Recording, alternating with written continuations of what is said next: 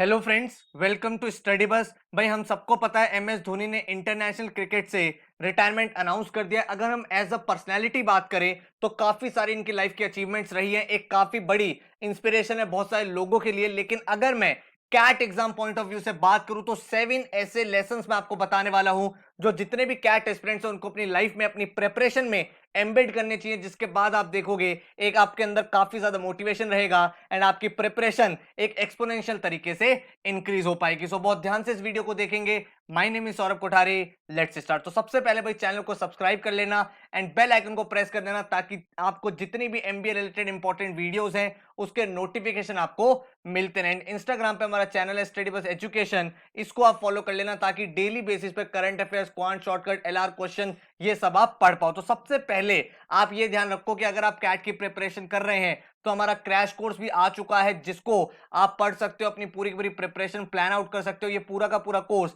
आप या तो अपने लैपटॉप में चला सकते हो या आप एंड्रॉइड फोन में चला सकते हो। 140 आवर्स की आपको इसमें वीडियोस मिलती हैं, 25 फुल लेंथ आपको मॉक टेस्ट मिलते हैं with detail solution and sectional wise आपको टेस्ट मिलते हैं सो दैट आपका एक एक टॉपिक कवर हो जाए। इस क्रैश कोर्स को करने के बाद आपको अलग से कोई और बुक, कोई टेस्ट सीरीज कुछ और नहीं करना पड़ेगा। फुल फ्लेजेड आपके प्रिपरेशन यहां से हो जाएगी। तो अगर आप इसके बारे में ज्यादा जानना चाहते हो तो भाई हमारा हेल्पलाइन नंबर है 9958937705 पर आप इस पे कांटेक्ट कर सकते हो। इस क्रैश कोर्स में आपको क्वांट्स के सारे मॉड्यूल्स, लास्ट ईयर के पेपर्स, एलआरडीए के एडवांस एलआर और डीआई जो कैट का सिलेबस है, लास्ट ईयर के पेपर्स एंड वर्बल का पूरा सिलेबस एंड लास्ट ईयर के पेपर्स आपको मिल जाते हैं।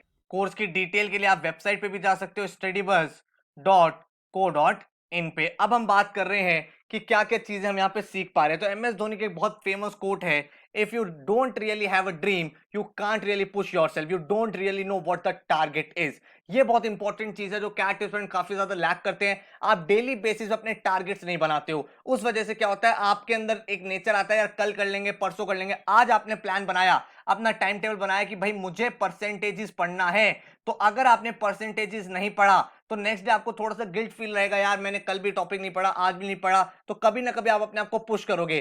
But if you are not having a time table, if you are not having a dream, if you are not having any targets कि मुझे क्या करना है, तो आपकी प्रिपरेशन हमेशा ऑन एंड ऑफ चलती रहेगी। तो यहां से हमें एक इंपॉर्टेंट लेसन ये समझ में आता है कि हम अभी भी अपना कैट एग्जाम क्रैक कर सकते हैं। इंपॉर्टेंट चीज क्या है कि हम बिल्कुल स्केड्यूल्ड हो जाए, अपने टारगेट सेट कर लें और अपने टारगेट को डेली अचीव करें। उसके लिए चाहे हमें अपने आप को पुश भी करना पड़े तो हम पुश करेंगे। तो आप अपने आप को, अगर आप कैट एग्जाम की प्रिपरेशन करना चाहते हो तो अपने आप को एक्सक्यूजेस मत दो कि इसलिए नहीं हो सकता बिकॉज टाइम हो गया, इसलिए ये एग्जाम क्रैक नहीं हो सकता क्योंकि अब तो बहुत जल्दी आने वाला है एग्जाम, या मेरी तो प्रिपरेशन बहुत बेकार है, मेरा एलआरडी वीक है। ये सोचो कि मैं अभी भी क्रैक कर सकता हूं, एक ऑर्गेनाइज तरीके से, एक स्केड्यूल तरीके से इसकी प्रिपरेशन भी करूंगा। सेकंड, अगर मैं आपसे बात करूं, give your 100% in preparation. M S Dhoni ने बोला है, I believe in giving more than 100% on the field and I really don't worry about the result. If there is great commitment on the field that's victory for me. और यही लोग challenge face करते हैं। आपका objective ये नहीं होना चाहिए कि मुझे भाई एग्जाम में 99 परसेंटाइल लेके आना है। नो, आपका ऑब्जेक्टिव ये होना चाहिए कि मुझे अपने एग्जाम में अपना बेस्ट परफॉर्मेंस देकर आना है। अगर आपने अपना बेस्ट दे दिया तो आपने अपने आप से भाई एक जस्टिस कर लिया, अपनी प्रिपरेशन से जस्टिस कर लिया। एंड यही एक की टू सक्सेस है। जो लोग बहुत ज्यादा ये सोचते हैं मुझे इसमें इतने मार्क्स लाने हैं, यहां पे इतने मार्क्स लाने हैं, ऐसे नहीं करना। आपको अपना फोकस रखना है अपनी प्रिपरेशन पे। बहुत ज्यादा हम लोग देखते हैं कि हम ओवर थिंक करते हैं, अगर मेरा इस साल नहीं हुआ तो क्या होगा, अगर मेरे साथ एग्जाम में कुछ खराब हो गया तो क्या होगा, मेरे तो प्रीवियस वर्क एक्स नहीं है, मेरा तो ईयर गैप है, मेरा तो 10th कम है, मेरा तो 12th कम है। अगर आप इन्हीं चीजों को सोचते रहोगे तो आपकी प्रिपरेशन हो ही नहीं पाएगी। अगर आप चाहते हो कि आपका बेस्ट टू बेस्ट रिजल्ट आए तो उसके लिए आपका जो 100% फोकस है वो ऑन द फील्ड, मतलब ऑन द प्रिपरेशन होना चाहिए। एंड रिजल्ट के बारे में मत सोचो, बस ये सोचो कि मुझे अपना बेस्ट शॉट दे के आना है, उसके बाद जो रिजल्ट आएगा वो मेरे लिए बेस्ट होगा ही होगा। तो ये माइंडसेट अगर आपने चेंज कर लिया तो ऑटोमेटिकली आपके एक पॉजिटिविटी, एक माइंडसेट ऐसा हो जाएगा जो आप मोटिवेशन से इंपॉर्टेंट रहेगा। क्योंकि मोटिवेशन जो है वो एक दो दिन में खत्म हो जाता है, लेकिन अगर एक बार माइंडसेट चेंज हो गया तो आपकी प्रिपरेशन बिल्कुल अच्छे से होगी, आप इंस्पायर्ड हो जाओगे एंड देन आप अपना फोकस और बेटर कर पाओगे। थर्ड में अगर बात करूं, वर्क ऑन योरसेल्फ। काफी सारे लोग क्या कहते हैं, मैं तो एलआरडीए करूंगा ही नहीं, मैं तो ये वाला टॉपिक नहीं करूंगा, मैं तो लॉग नहीं पढ़ूंगा, मैं तो नंबर सिस्टम नहीं कर सकता, ज्योमेट्री मेरा इंप्रूव नहीं हो सकता। Very often what is important is to realize what went wrong, not only when you are losing a series or game but also when you are winning a series, when you need to realize which are the areas you need to work on. अगर आप भाई अपने आप में actually में performance चाहते हो, improvement चाहते हो, तो बहुत इंपॉर्टेंट है जब भी आप मॉक्स दे रहे हो, अपनी प्रिपरेशन कर रहे हो, तो एक डिटेल एनालिसिस होना चाहिए। कोई भी टॉपिक ऐसा नहीं होना चाहिए भाई ये मैं नहीं करूंगा, ये ऐसा हो गया ऐसा हो गया। रीजन देखो मेरे साथ कहां चैलेंज आ रहा है, क्या चीज मैं बेटर नहीं कर पा रहा हूं।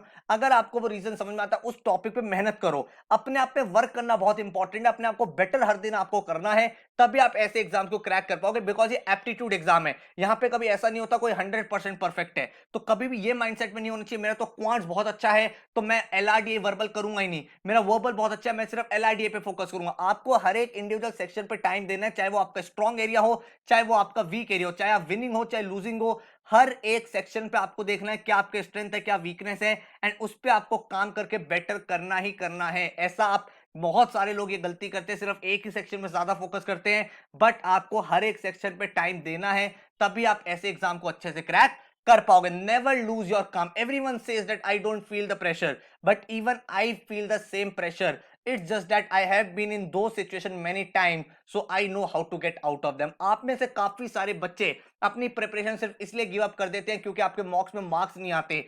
लेकिन एक चीज को समझो, आप अगर बहुत ज्यादा प्रेशर ले लोगे और अगर आप सीधा कैट एग्जाम दोगे, बहुत सारे लोग गलती क्या करते हैं, वो मॉक टेस्ट देते ही नहीं है। वो सोचते हैं जब सिलेबस होगा तब मॉक देंगे। तुम्हारा सिलेबस कभी होता नहीं, मॉक तुम देते नहीं। तो अगर आप मॉक्स नहीं दोगे तो आप बार बार उस सिचुएशन में नहीं आओगे।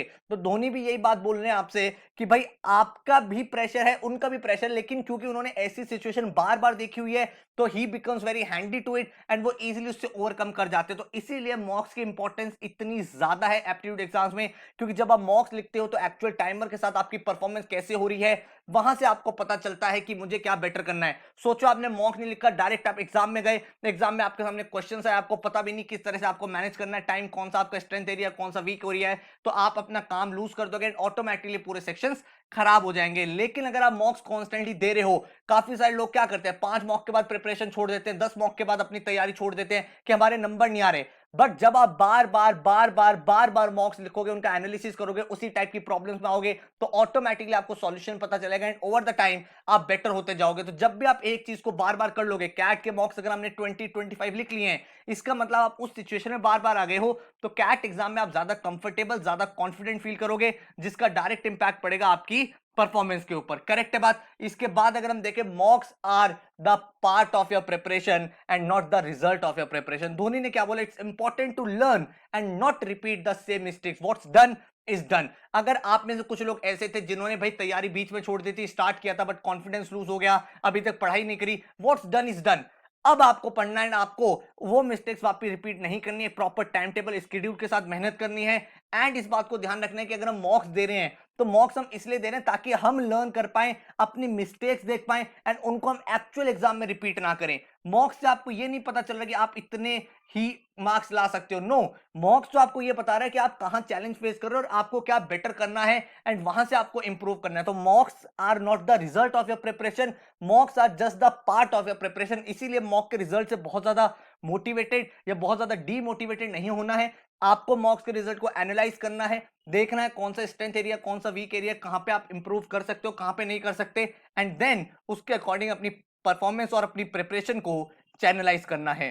Then moving forward, focus on basics, one step at a time. तो धोनी ने क्या बोला, for me it's important to build good partnerships rather than score centuries. Once you have those partnerships you will also get centuries. काफी सारे लोग गलती क्या करते हैं, सर मुझे 100 परसेंटाइल लाना है, बट वो इस बात को नहीं समझते 100 परसेंटाइल के लिए पहुंचने का तरीका 1 से ही आता है, 1 से 2, 2 से 3, 3 से 4, 4 से 5, तब जाके आप 100 पे पहुंचते हो। भाई क्या कभी कोई ऐसा क्रिकेटर होता है जो ग्राउंड में आने से पहले सोचता आज मैं सेंचुरी बनाऊंगा? नहीं, वो बस ये सोचता आज मुझे अपना बेस्ट खेल के आना है, देखा जाएगा कितने रन बनेंगे। अगर आप माइंड में ये टारगेट ले लोगे मुझे 100 लाना है, मुझे 100 लाना है, मुझे 100 लाना है, तो एक कांस्टेंट प्रेशर रहेगा जिसकी वजह से आप परफॉर्म भी नहीं कर पाओगे, हर बॉल डॉट खेलोगे। लेकिन अगर आप ये सोच के जाओगे मुझे अपना बेस्ट खेलना है, मुझे अपना नेचुरल गेम खेलना है, जितनी मैंने प्रिपरेशन कर रखी है उसके कॉन्फिडेंस के साथ आप जाओगे, तो डेफिनेटली आप स्कोर करेंगे एंड स्लोली आप 100 पे भी पहुंच जाओगे। और यही चीज कैट प्रिपरेशन में हम लोग करते हैं। हम बार बार अपने आप को इतना ओवर प्रेशर ले लेते हैं कि भाई मेरे तो मार्क्स नहीं आ रहे, मेरा तो ये नहीं आ रहा, मेरा तो वो नहीं हो रहा। भाई ये आपकी तैयारी है, आप आज मेहनत कर रहे हो, हर मॉक में आप 5-5 नंबर से इंप्रूव करो। काफी सारे लोग मेरे पास आते हैं, सर मेरे मॉक में 50 आ रहे हैं, अगर मैं एक महीने पढ़ाई करूं क्या मैं 99 ले आऊंगा? This is not the right mindset for CAT exam. You should improve every single day.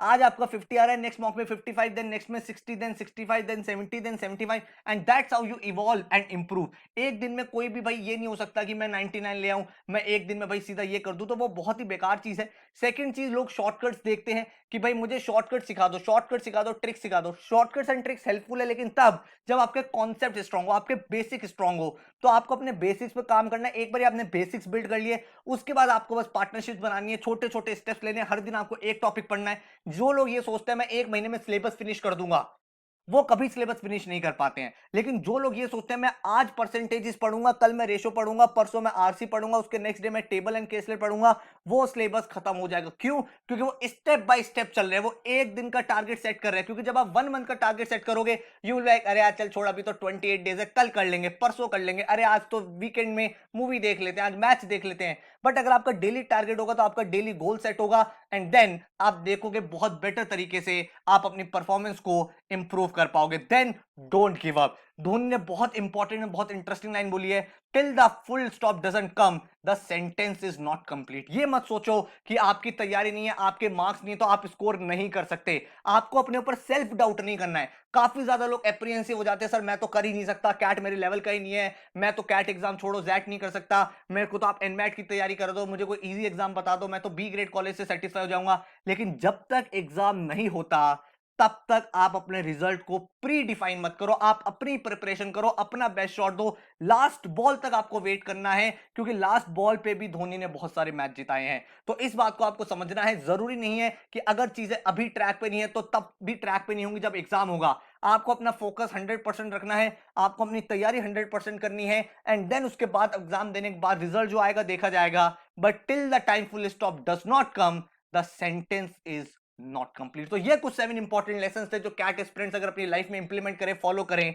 तो मुझे लगता है काफी ज्यादा आप यहां से इंस्पिरेशन ड्रॉ कर सकते हो, मोटिवेशन ड्रॉ कर सकते हो। एंड यहां से अगर आपको अच्छा लगा तो मुझे नीचे कमेंट सेक्शन में बताओ कि कौन सी कोट ऐसी थी, कौन सा लेसन ऐसा था जो सबसे ज्यादा आपके लिए आज हेल्पफुल रहा। तो all the best, and remember one thing, never accept defeat until you compete. तो कॉम्पीट करेंगे, अपना 100% देंगे, देन देखेंगे रिजल्ट हमारा कैसे निकल के आता है। So take care, all the best, good luck.